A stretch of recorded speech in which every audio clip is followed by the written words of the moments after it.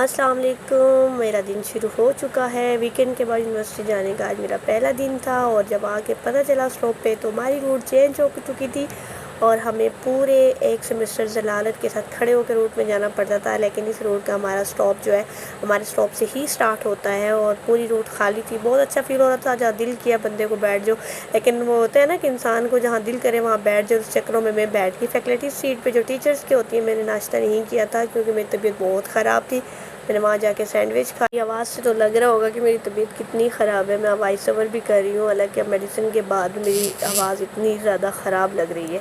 और आज मेरे यूनिवर्सिटी जाने का मकसद यही था क्योंकि क्विज़ भी था और असाइनमेंट भी हमने सबमिट करवानी थी। तो बस हम फिर लेक्चर के लिए क्लास में जाते हैं और फिर बैठ जाते हैं। क्विज़ हम वैसे मोस्टली आगे बैठते हैं, आज हम सबसे पीछे बैठे क्योंकि बिल्कुल क्विज़ की तैयारी नहीं थी था कि हम पूछ के करेंगे। फिर ये डे 2 था। आज मेरी तबीयत बिल्कुल ठीक नहीं हो रही थी। फिर हम जा रहे थे डॉक्टर के पास।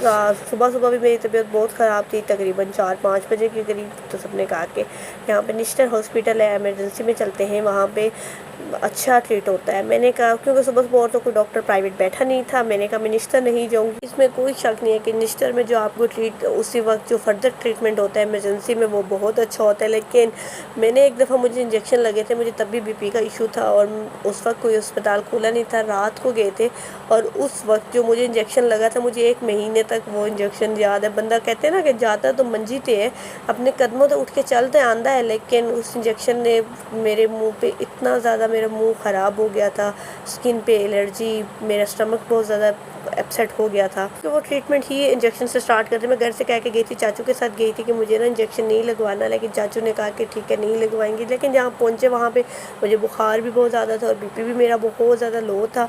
तो उन्होंने कहा कि आपको इंजेक्शन लगेंगे। मैंने कहा मैंने एक इंजेक्शन के डर से मुझे 2 इंजेक्शन लगवाने पड़े और फिर जाके मुझे इंजेक्शन के बाद थोड़ी तबीयत स्टेबल तो ही है। वो कहते हैं ना कि जब तक आप डॉक्टर के पास ना जाओ आपकी तबीयत कभी भी स्टेबल नहीं होती।